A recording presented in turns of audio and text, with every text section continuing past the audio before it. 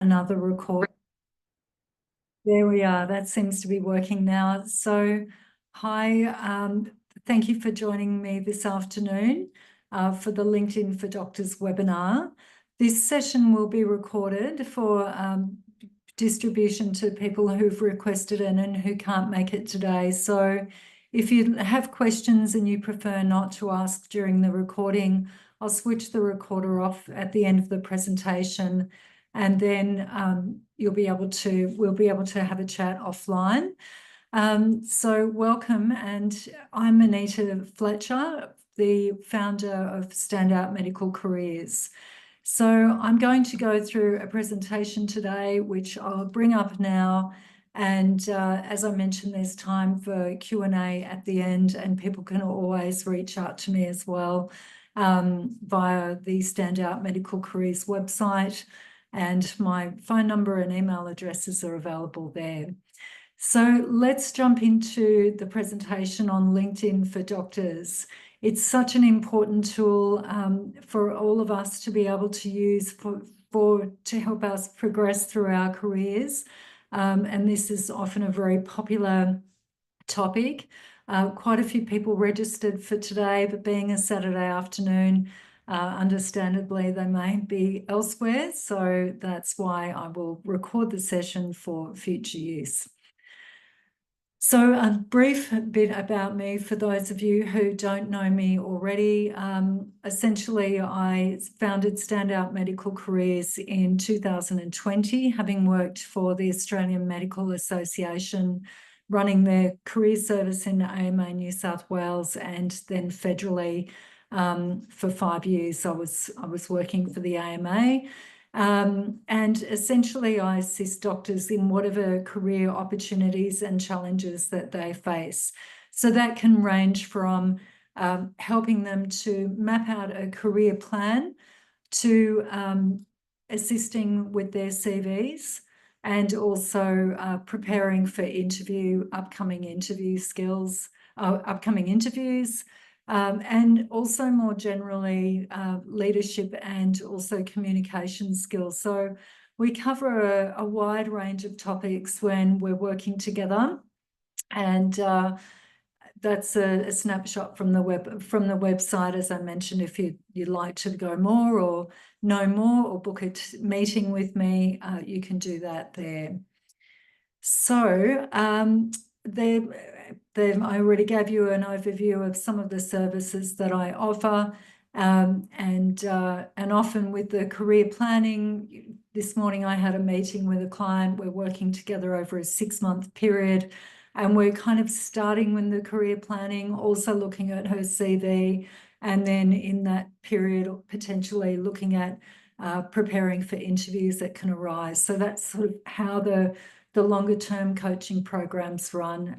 But of course, there are other services for people who need one or more of those particular assistance with those particular aspects of their career. Okay, so now the reason we're here today primarily is to focus on LinkedIn and why I firmly believe it's worth having a LinkedIn profile. So first of all, what is LinkedIn? I think there's a few things that people probably have in mind. If the participants who have joined today would like to put their thoughts into the chat, please feel free to do that, and please feel free to enter any questions as we go. Essentially, so a lot of people will see it as another social media platform, and that is what it is. But it's very much a professional networking social platform. So whereas, and I think you probably understand the differences. It's not Facebook where you are posting about your personal life, and Facebook also offers opportunities for people providing services and selling goods. But it's very much focused. It's solely about professional communications with people who may have similar interests to you, or more broadly, it's a global network.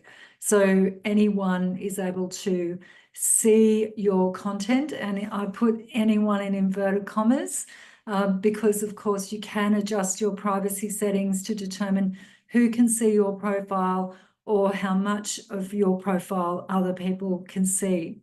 So there's certainly some great privacy permissions that available within this platform. In business, people talk about leads, so you can certainly generate leads with this. So for people who run their own medical practices, or they're part of a private practice, or a service that they want to attract people to, it can be used to generate interest in whatever those activities are. And it may also be, of course, events that there is no dollar figure attached to. It's a way of generating communications about the offering that you're making to people and offering to engage with people. And of course, can be an incredibly profitable way for businesses and individuals to establish and build on their businesses, because it has such broad reach around the world. So today there are 5 main aspects that I'd like to cover. We've got a limited amount of time, and LinkedIn's a really big topic, but I think these are the most important things to think about, especially if you're new to LinkedIn and thinking about creating a profile or building on your existing program. First of all, I would start with why are you engaging with this particular platform? And it's really important to hone those reasons and purposes, and they may in fact over time change. So I know I established a LinkedIn profile probably about 10 years ago now. And at the time, I was very much working for another organisation. I didn't even think that I would have my own business one day, but I knew that there was value in connecting with my professional network. And since then, my purpose for being on there has changed several times, and my profile has changed to reflect that. So, some people's profiles might stay fairly consistent throughout their career if they stay in one particular line of work, and they go in and update that each year, and that fulfills the needs that they have for the platform. And other people's careers will change in a way such that they say, okay, well, now I'd like people to be able to know this about me. And so it's a great way to share what it is that you offer to people, and also connect. So there's lots of reasons why people can be there, and some of those I've already mentioned, and including that social platform and building a professional network. So once you've established why you're here, think about who are you going to be reaching. And so, yes, when you post, it can go out to everyone who's on LinkedIn. And it also will more specifically go to the people that you're connected with. So again, it's important to consider this question: who do you want in there? And that can be a range of different people, and it can also change over time. So as I mentioned, when I started connecting with the people that I was working with. Over time, as I started my own business, I was looking at getting the word out about the services that I offer, finding strategic partners, building a support network so that when I was engaging with LinkedIn, other people would share my posts and information. And I think that for doctors, a lot of these can be the same thing, because even if you're not running your own private practice, say if you're working in the public health space, some of these points here are still very much applicable. Who are the people that can open the door to various opportunities? Are you looking for referrals for more patients to come into your system, to your service? who are people that you'd like to work together with to pursue different projects. And they could be research projects, they could be presenting at conferences, opportunities to get a foot in the door at different professional events. So there can be a lot of different types of connections that you invite to come into your network and share information with. And of course, they can be people that you want to learn from. And I've connected with a lot of people that I've really gained a lot of benefit from learning from what they have to offer, finding out more about them and keeping abreast of what is going on for them and their organisation. So it offers many, many benefits in my belief. So some of the other benefits in relation to creating this networking platform for yourself and this tool is, enhancing your visibility. So showing people what it is that you do, what are your latest achievements, what are you good at? So if you've been on LinkedIn at all, you would have seen that people post about all sorts of different things. And essentially, this is what they're doing. They're showcasing their talents, their achievements, sharing their knowledge, sharing information. I'm connected to a lot of doctors, and they're often posting about new developments in their field that they want people to know about. They might link to a piece of research that they've been working on. It's got so many different iterations of what you can use it for. And what I really love about it is that it's global. So it means that you can really work outside of that environment that you're currently working in your primary role, and have this connection going on with people all over the world. And as I said, they might be people who are in your medical field, or they might be people outside of that. And it's this fantastic way of joining people up, in my view. And I've worked with a number of clients and who I've suggested to them, look, develop your LinkedIn profile and start using it a bit more strategically and reach out to people. And sometimes they report back to me that they have these great successes where they've then gone to a conference, and these leaders in the field, international experts, have been there, and they connect with them on LinkedIn, and then they form this relationship, and then they're aware of other opportunities that arise. So it has this great ability to do that. And what it does is it enables people to communicate really easily with people outside of their email inboxes and outside of their mobile phones and time zones. We're often limited by our time zone. So if you're communicating with someone in Europe or, another continent, it doesn't matter that they're, reaching you when it's 2 o'clock in the morning in Australia, because you can see their message and reply to them when it's a good time for you to get back to them, rather than relying on a call or an email that gets buried in everything else.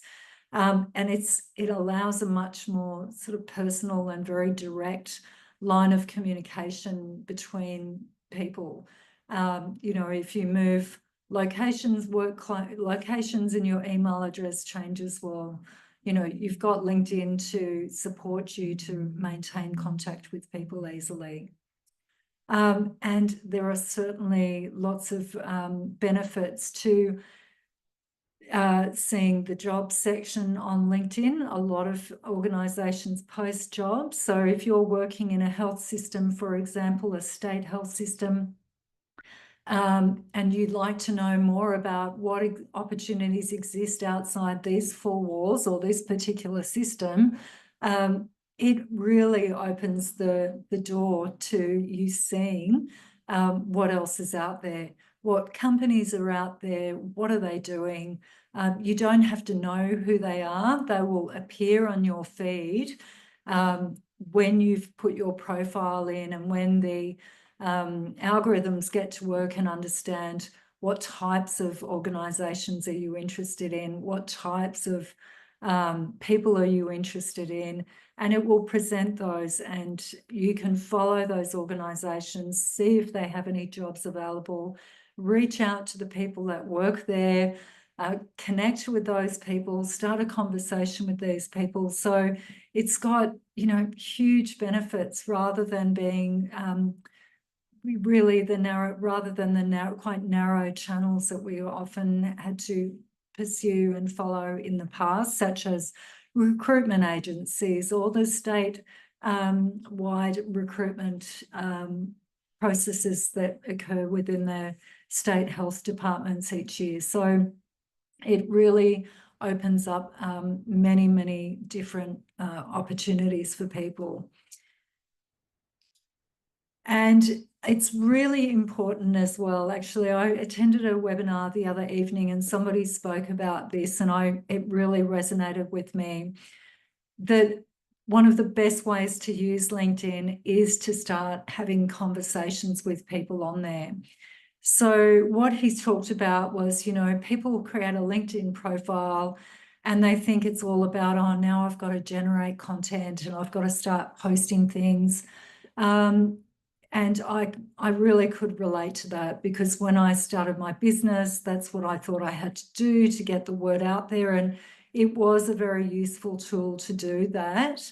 But it's often the thing that holds people back from continuing to use LinkedIn really effectively, because they feel the pressure to come up with great graphics or photos or articles, you know, and they feel that if they're not doing that, then they can't engage with the platform and the people on it very much. And that's actually not true, because as this person said the other night, here are some steps that you can take to get to know some of the people that you want to connect with.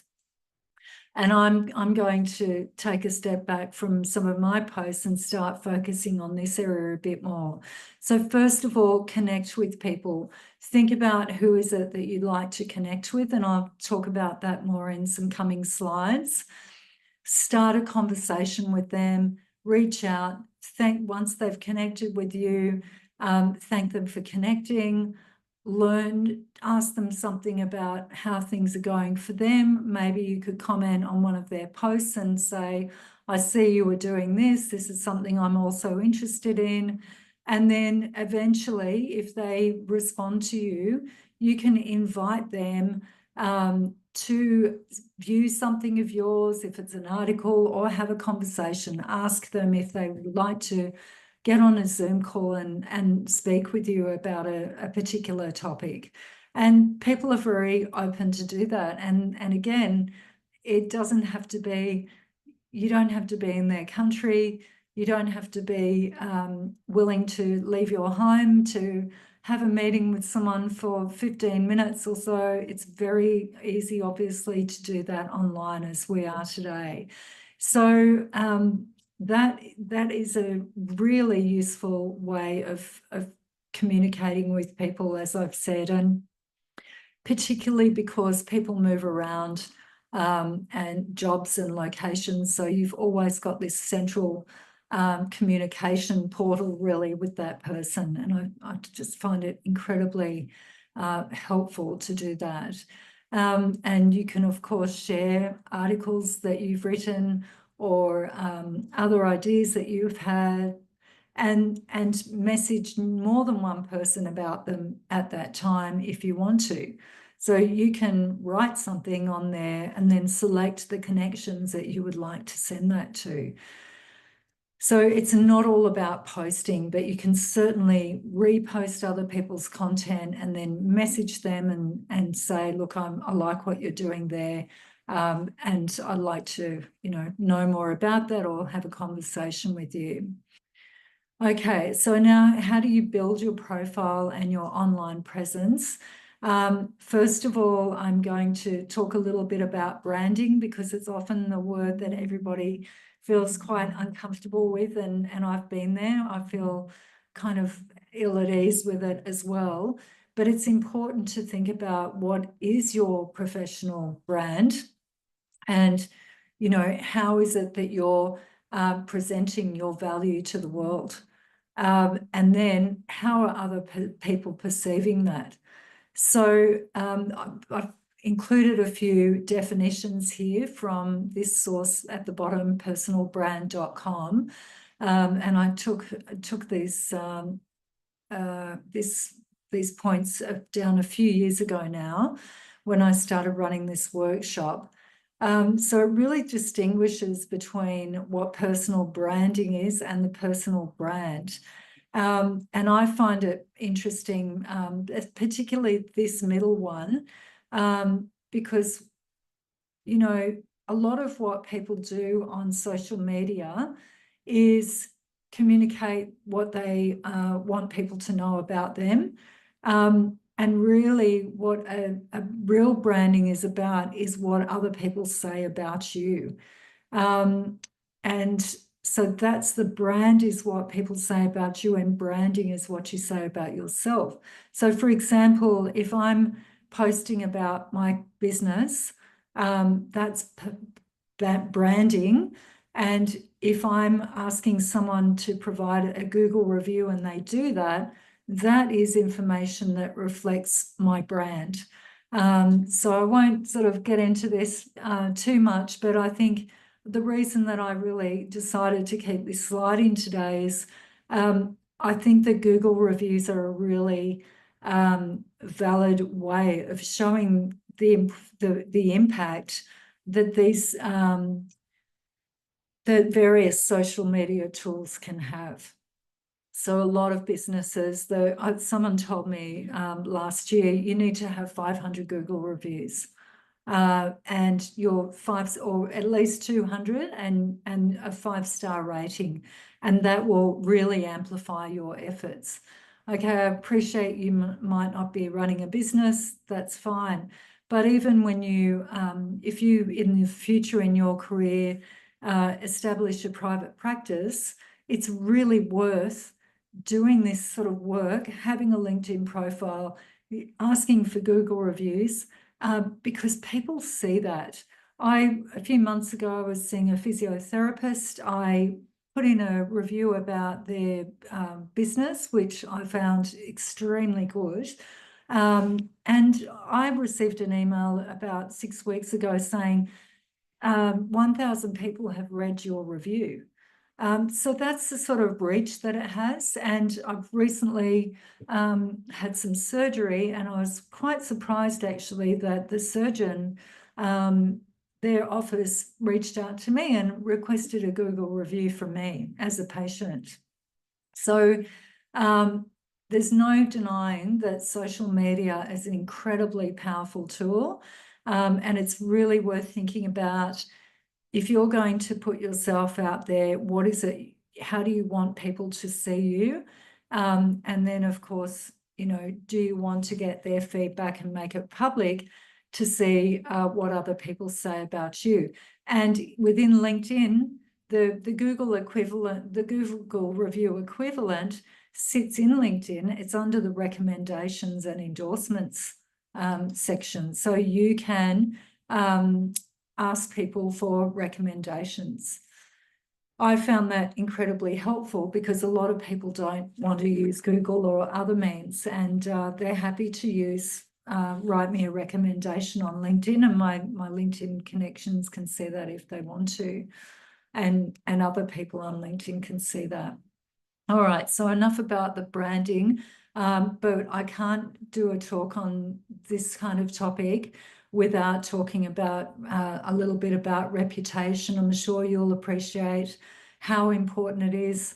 I really like these quotes. They really reflect how I feel about maintaining our reputations. So it's really important to consider that when you're using any form of social media, because it can be very hard to take it down or, you know, entirely delete it. So think about the way that you're commenting. I'm sure you can communicate in a very professional manner. Definitely keep it professional is the name of the game on LinkedIn.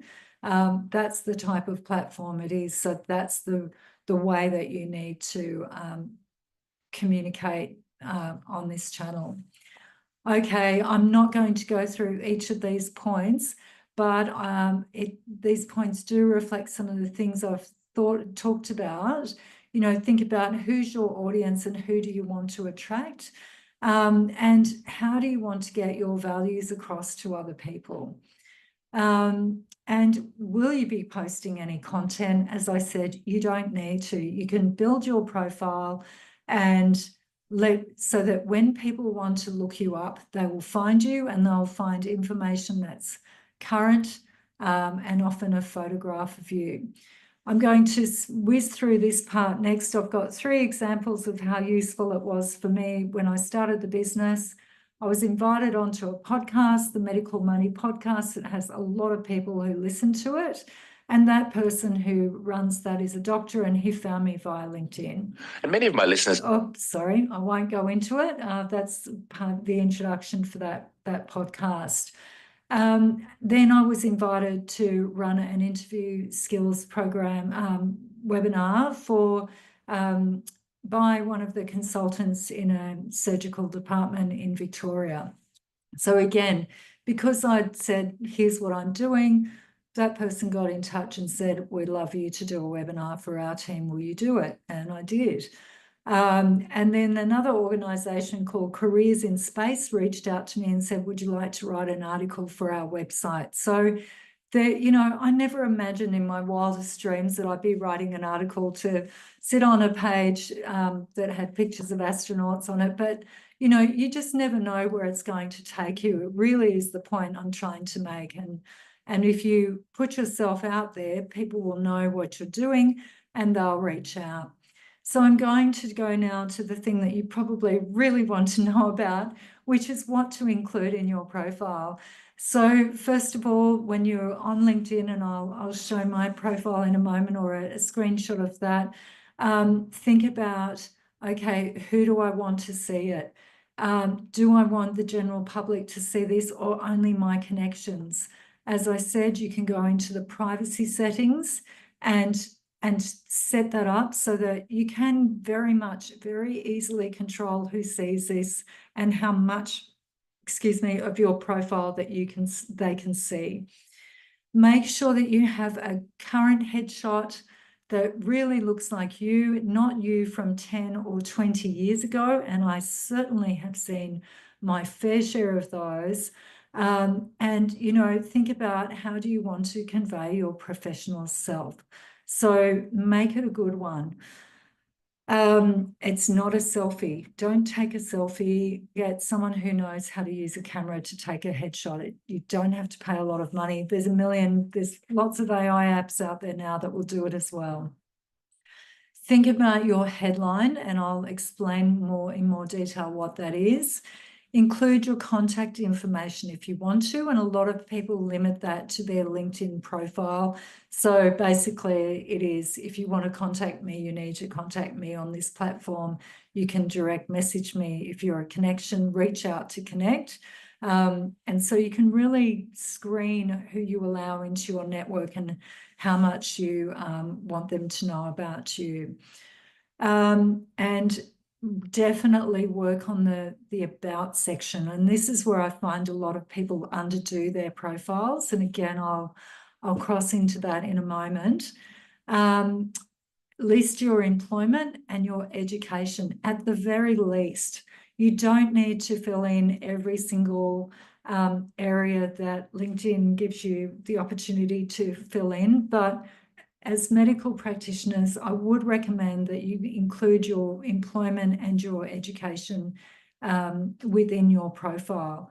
Think about how that's going to benefit the way that you're communicating your value, and that should guide you on as to what to include or what to leave out.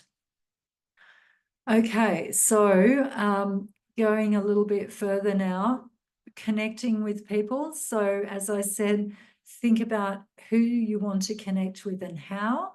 And when you're connecting, I really recommend that you send a message with that connection request. When I stop sharing this presentation, I'll put that in the chat function. Now, the search function enables you to look people and companies up. And what it also enables you to do is another handy tip I wanted to share today is when you open, and I really recommend that you have the app on your phone. When you open that app on your phone, as I'm going to do now, and you go into the search function, there is a scanner icon that looks like it's it's a device for scanning QR codes. So you click on that icon with the 4 edges and the partially full three and a bit squares that are in that.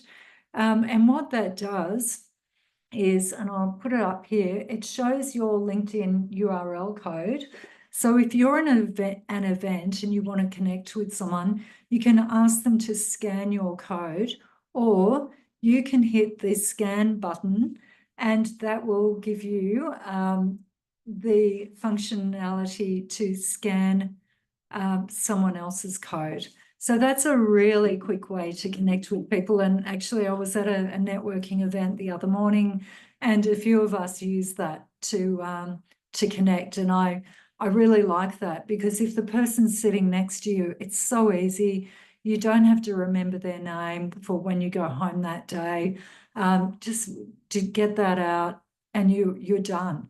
And there were actually people in that meeting where I was messaging them on LinkedIn. I connected with them and then messaged that I'd like to speak with them afterwards.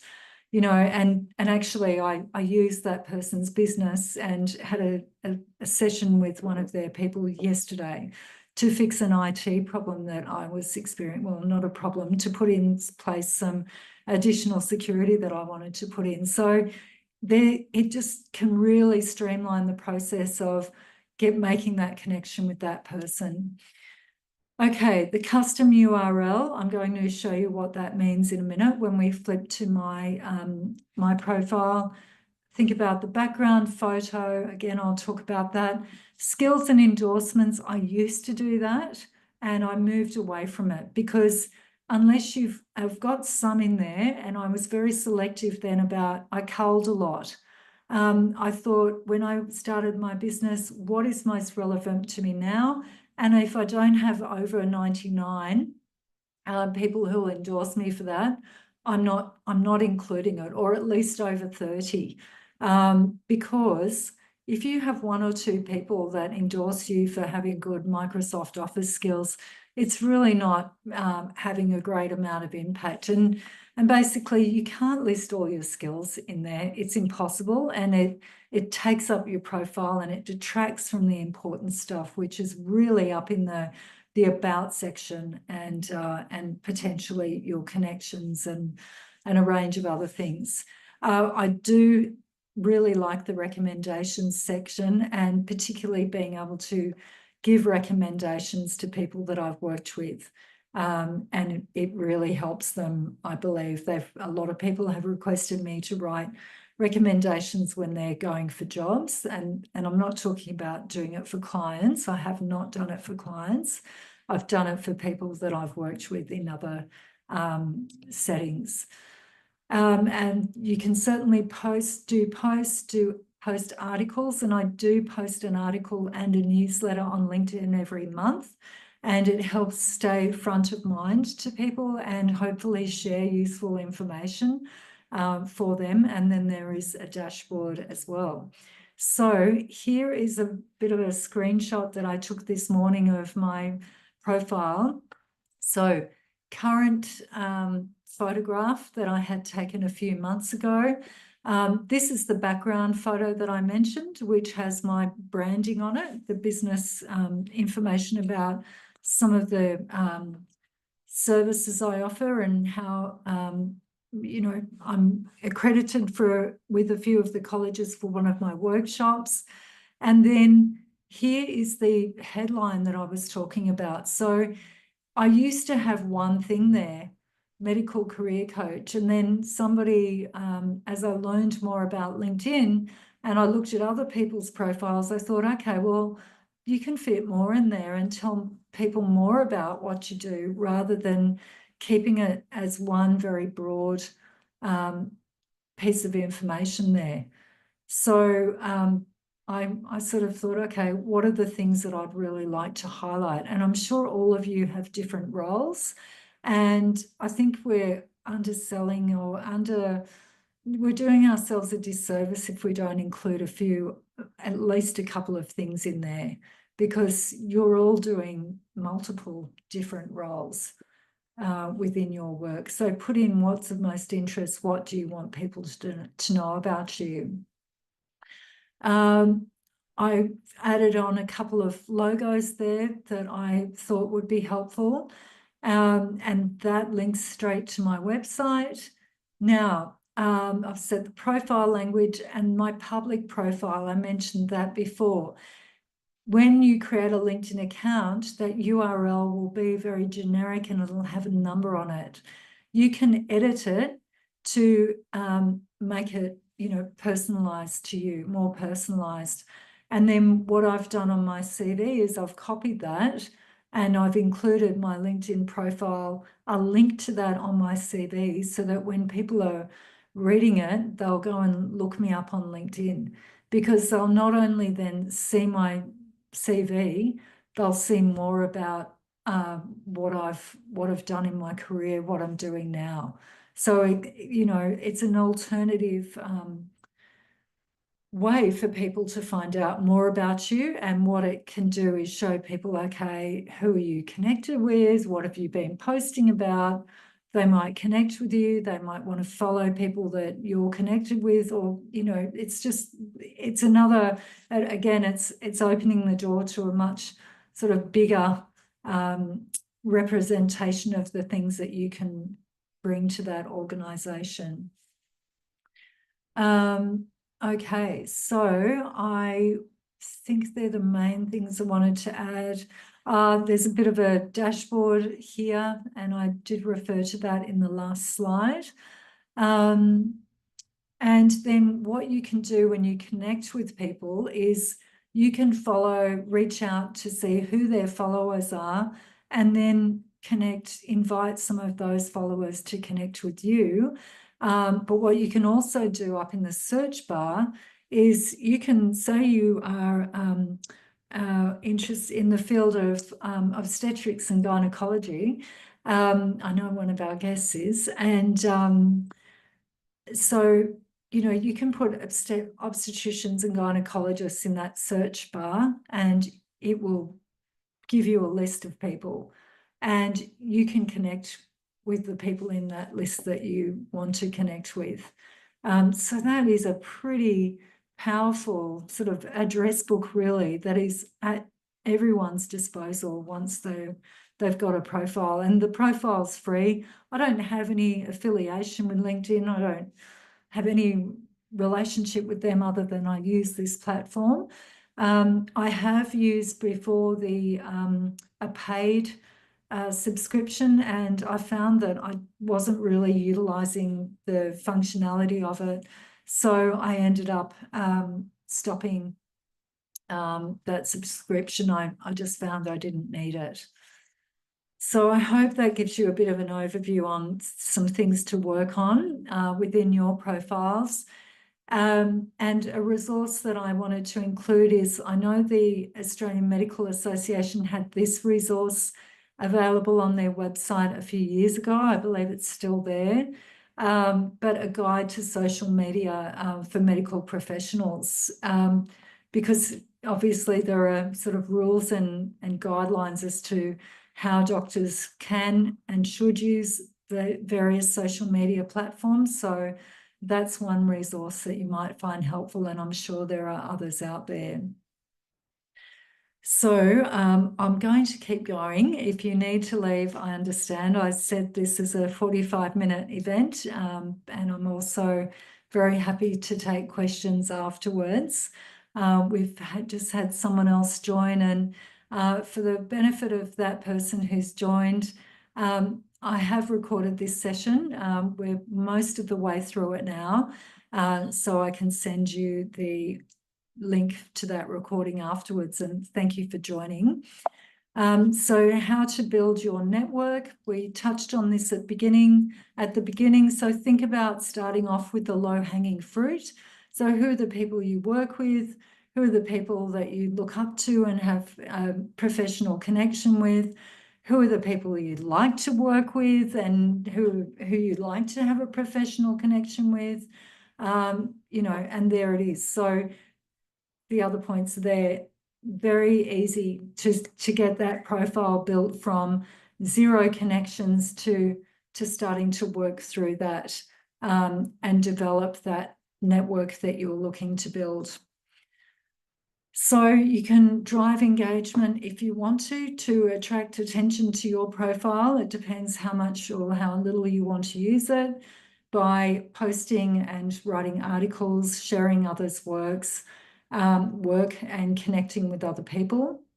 And as I've said already, that's very easy to message your connections, which is a very powerful thing indeed. So of the people in my LinkedIn connections, I certainly don't have many of their email addresses, and you know, generally they're people who probably don't want to share their email addresses with many people because they would be, you know, they are very busy people and they don't want to be emailed by just anyone. But on LinkedIn, if they've connected with you, they've very much said, if you want to reach out, you can, and they can of course ignore your messages if they want to, but it is a means of communicating with them very easily, which is very helpful. So start some conversations, as I said, write to those people that you'd like to know more about and speak to. So I'm pretty much wrapping it up now, and then as I mentioned before, I'll stop the recording, stop sharing, and we can have a chat and I can answer questions if anyone has any. But first I'll mention a few things. So this is essentially what I offer to doctors and work with them to help them throughout their careers. A few points there, as mentioned before. Also, I've worked with a range of doctors across the medical career sort of trajectory and continue to do that and very much enjoy doing that.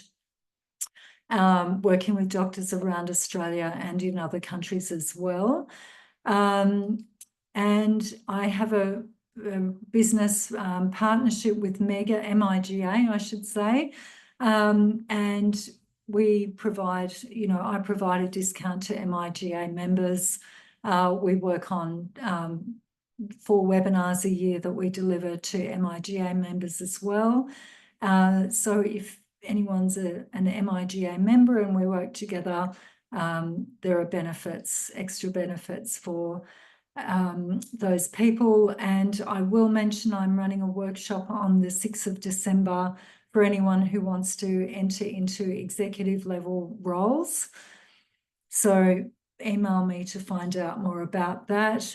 And I'd really encourage people to think about what lies ahead for you in the year ahead. So what's important? What are your goals for next year? And, if you've been stuck on anything with your career, your professional life, think about how you're going to become unstuck, and please reach out if you'd like to have a chat with me. You can book a free session with me here on my website or send me an email. So I'll stop sharing now. Thank you for your attention, and I'll also stop recording